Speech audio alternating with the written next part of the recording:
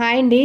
ఎవరైనా కొత్తగా బ్లౌజులు కటింగ్ నేర్చుకుంటే ఈ మెథడ్లో నేర్చుకోండి. చాలా సింపుల్గా వస్తుంది. ఎక్కడ కూడా చిన్న పొరపాటు కూడా జరగదు.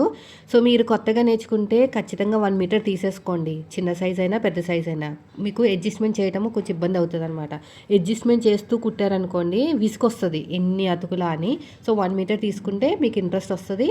బాగా పర్ఫెక్ట్ అయిపోయిన తర్వాత 70 సెంటీమీటర్లో కూడా కట్ చేయగంత కెపాసిటీ అనేది మీకు వస్తుంది అనమాట. నేను అలాగే నేర్చుకున్నాను. నేనైతే ఇది పెద్ద సైజ్ బ్లౌజే 1 మీటర్ తీసుకుని లైనింగ్ తడుపుకుని ఆరబెట్టుకుని ఐరన్ చేసేసుకుని 4 ఫోల్డింగ్ అయితే చేసేసుకున్నానండి. ముందైతే మన మెథడ్లో నేర్చుకుంటే హ్యాండ్స్ కటింగ్ ఉంటుంది అనమాట. కింద ఖర్చుల కోసం ఒక 1/2 ఇంచ్ అయితే ఎక్స్ట్రా తీసుకున్నాను. ఇప్పుడు మనం తీసుకున్న ఆది బ్లౌజ్ ఉంది కదా, ఇలా బ్లౌజ్ని ఉల్టా తిప్పేసుకుని కింద ఖర్చులు వదిలేసి పైన ఖర్చులతో కలిపి మార్కింగ్ అయితే చేసుకోండి. ఇలా స్ట్రేట్గా ఒక లైన్ అయితే వేసేసుకోండి.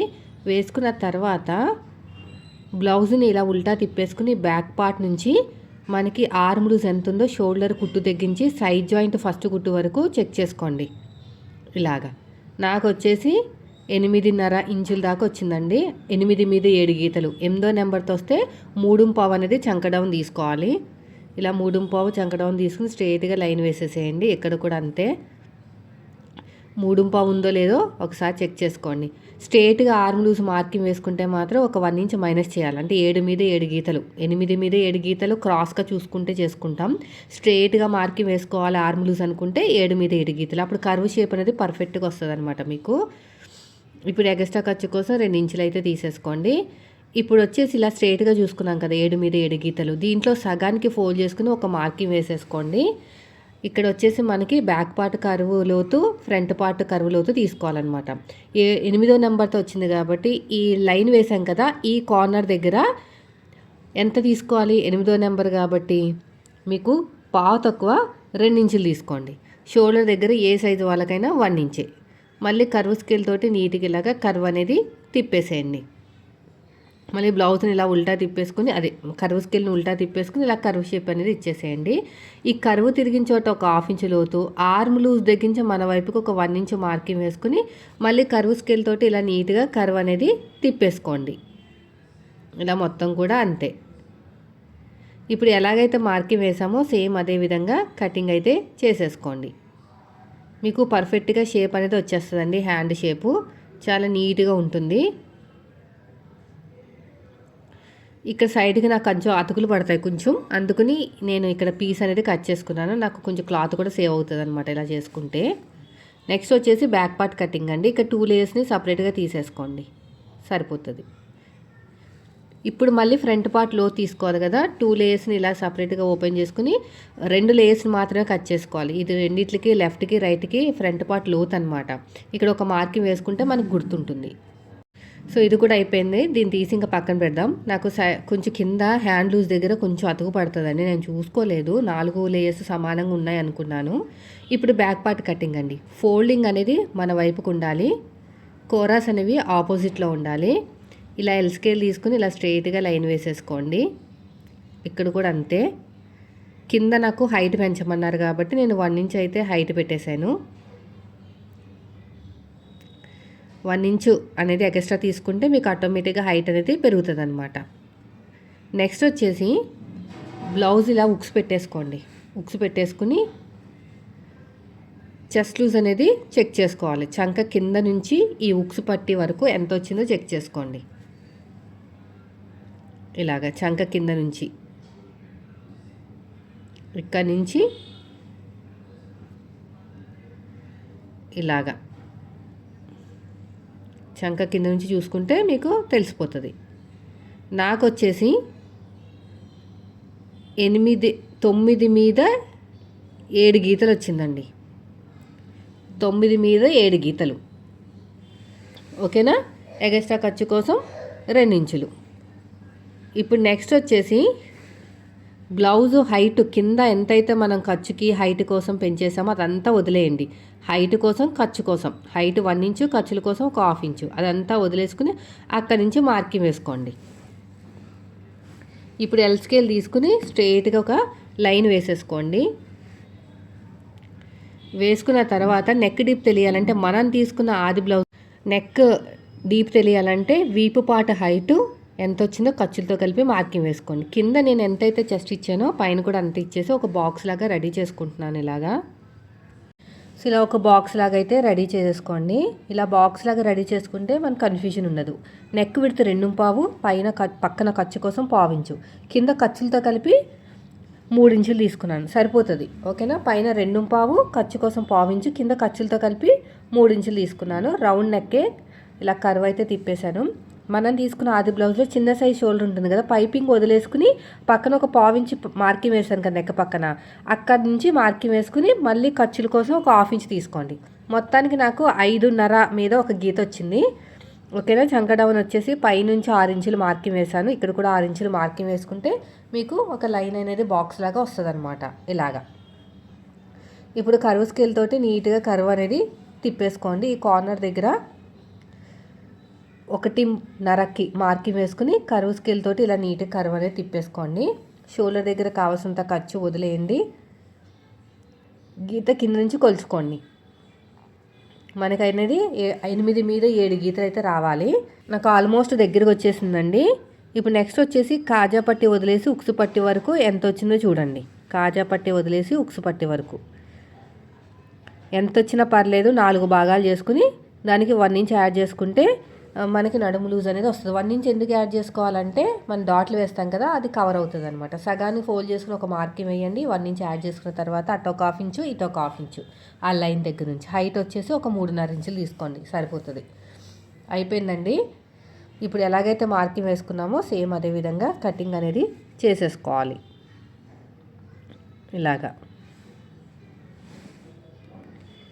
ఇలా మొత్తం కూడా ఇలా నీట్గా కటింగ్ అయితే చేసేసుకోండి, ఇలా వీడియోలో చూపించినట్టు. ఓకేనా. మళ్ళీ ఎక్కువ తక్కువ కట్ చేయకండి. కట్ చేస్తే మాత్రం మీకు మళ్ళీ డిఫరెంట్ అయిపోతుంది అనమాట. ఇది కూడా అయిపోయింది. Next front part cutting. ఇలా మార్కింగ్ వేసేసుకోండి, సరిపోతుంది. సో ఇది వచ్చేసి మనకి బ్యాక్ పార్ట్ కటింగ్ అనమాట. Next front part cross cutting అండి. నెక్స్ట్ వచ్చేసి ఫ్రంట్ పార్ట్ కటింగ్. కోరాస్ మన వైపుకు ఉండాలి, ఫోల్డింగ్ అనేది ఆపోజిట్లో ఉండాలి. ఇలా వీడియోలో చూపించినట్టు నీట్గా మార్కింగ్ అనేది వేసుకోండి. యాస్టీస్గా ఏ మాత్రం కూడా మార్పు ఉండకూడదు. మార్పు ఉన్నదంటే మీరు ఫిట్టింగ్ అనేది పోతుంది. హైట్ దగ్గర, వీపు పార్టు దగ్గర, అందుకనే బ్యాక్ పార్ట్ కరెక్ట్గా కట్ చేసుకుంటే ఆటోమేటిక్గా ఫ్రంట్ పార్ట్ కూడా కరెక్ట్గా వచ్చేస్తుందండి. చంక దగ్గర, అదేవిధంగా నెక్ దగ్గర, మెయిన్ నెక్ అనేది చాలా ఇంపార్టెంట్. నెక్ దగ్గర కూడా చక్కగా మార్కింగ్ అనేది వేసుకోవాలి. ఇక్కడ చూడండి ఇలా అన్నమాట. ఇలా మార్కింగ్ వేసేసుకోండి. ఈ చంక దగ్గర కూడా అంతే ఇలాగా. అయిపోయిందండి. మనకి ఇప్పుడు బ్యాక్ పార్ట్తో పని లేదు. వేసిన మార్కింగ్ కొంచెం కనిపించేటట్టు మార్కింగ్ అనేది వేసుకోండి. మీరు ఇలాగా వేయటాలో అలవాటు చేసుకుంటే ఆటోమేటిక్గా మీకు ఫినిషింగ్ కూడా నీట్గా వస్తుందండి. ఇక్కడ ఒక 1/2 ఇంచ్ లోతు అనేది తీసేసుకోండి. ఇక్కడ ఒక 1/2 ఇంచ్ లోతు తీసేసుకుంటే సరిపోతుంది. ఇప్పుడు మనం తీసుకున్న బ్లౌజ్ ఉంది కదా, దీంట్లో నెక్ డీప్ తెలియాలంటే షోల్డర్ దగ్గర ఎంత అయితే ఖర్చు కావాలో అంత ఖర్చు వదిలేసుకుని ఆ లైన్ ఉంది కదా మనం మార్కింగ్ వేసే నెక్ లైన్, దాని పక్క నుంచి కొలుచుకుని నెక్ డీప్ ఎక్కడికి ఎండ్ అవుతుందో దానికన్నా కొంచెం పైకి పెట్టుకోవాలి. ఒక 2 గీతలంతా పైకి పెట్టుకుంటే మీకు నెక్ అనేది పర్ఫెక్ట్గా వచ్చేస్తుందండి. అసలు కొంచెం అటు ఇటు అస్సలు అవ్వదన్నమాట. కొత్త వారికి ఈ టిప్పు చాలా బాగా ఉపయోగపడుతుంది. ఓకేనా. షోల్డర్ దగ్గర కావాల్సినంత ఖర్చు వదిలేసుకుని లైను, నెక్ లైన్ పక్క నుంచి, దానిపైనుంచి కాదు, పక్క నుంచి మార్కింగ్ అనేది, మార్కింగ్ ఎక్కడైతే ఉందో దాని పక్క నుంచి నెక్ రౌండ్ ఎక్కడైతే మన వైపు ఉన్న లైన్కి టచ్ అవుతుందో, ఎక్కడ డీప్ వరకు టచ్ అవుతుందో చూసుకుని దానికన్నా ఒక 2 గీతలు పైకి పెట్టుకోండి, సరిపోతుంది. పైకే ఉండాలి, ఎందుకంటే రౌండ్గా తిప్పుతాం కదా, అప్పుడు సెట్ అయిపోతుంది. నెక్స్ట్ వచ్చేసి పైన షోల్డర్ దగ్గర, పైన షోల్డర్ ఉంది కదా, ఆ షోల్డర్ కుట్టు దగ్గర నుంచి కింద షేప్ బెల్ట్ ఖర్చులతో కలిపి ఎంత వచ్చిందో చెక్ చేసుకోండి. నాకు 13.5 అయితే వచ్చింది. 13.5కి మార్కింగ్ అనేది వేసేసుకుని ఒక లైన్ అయితే వేసేసుకోండి. ఇలాగా వేసుకున్న తర్వాత నెక్ డీప్ దగ్గర నుంచి పట్టుకొని కింద నుంచి రెండో ఉక్స్కి మార్కింగ్ వేసుకోవాలి. కింద నుంచి రెండో ఉక్స్కి మన వైపు నుంచి 2.5, డాట్కి మధ్యన గ్యాప్ వీళ్ళకి ఎంత ఉంది 1 ఇంచ్ ఉంది. 1 ఇంచ్ అయితే తీసేసుకోండి. నెక్స్ట్ వచ్చేసి డాట్ హైట్ ఖర్చులతో కలిపి మార్కింగ్ వేసేసుకోండి. ఇలా షేప్ ఇచ్చేసేయండి. నెక్ దగ్గర ఒక 1/2 ఇంచ్ వదిలేసుకుని ఈ రెండింటి మధ్యలో ఒక డాట్ వస్తుంది మనకి. ఈ రెండింటిని బ్యాలెన్స్ చేసుకుంటూ మూడో డాట్ అనేది చంక వైపుకి వస్తుంది అనమాట. నెక్ దగ్గర లైన్ ఉంది కదా, దాని దగ్గర ఒక 1/2 ఇంచ్ వదిలేసుకోండి. కిందకి వదిలేసుకున్న తర్వాత మధ్యలో ఒక డాట్ అనేది మార్కింగ్ వేసుకోవాలి. ఇది కూడా అయిపోయిందండి. నెక్స్ట్ వచ్చేసి షేప్ బెల్ట్ అనేది మార్కింగ్ వేసుకుందాం.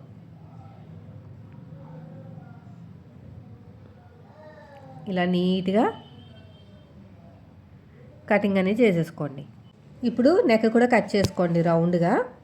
ఈ రౌండ్గా కట్ చేస్తాం కాబట్టి మనం నెక్ డీప్ అనేది ఉన్న ఆది బ్లౌజ్ కన్నా 2 గీతలు పైకి పెట్టమంటాను. ఓకేనా? చిన్న చిన్న టక్స్ అయితే ఇచ్చేసేయండి.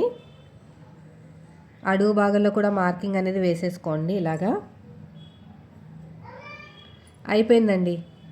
నెక్స్ట్ వచ్చేసి బ్యాక్ పార్ట్ మీద ఫ్రంట్ పార్ట్ పెట్టేసుకుని సైడ్ జాయింట్ ఎంత వచ్చిందో ఒకసారి చెక్ చేద్దాం. ఇలాగా బ్యాక్ పార్ట్ మీద ఫ్రంట్ పార్ట్ పెట్టేసుకుని ఒక 1/2 ఇంచ్ టేపును పైకి వదిలేయండి. వదిలేస్తే నాకు 2.5 కన్నా కొంచెం తక్కువ వచ్చింది. 2.5 వస్తే బాగుంటుంది అనుకుంటున్నాను.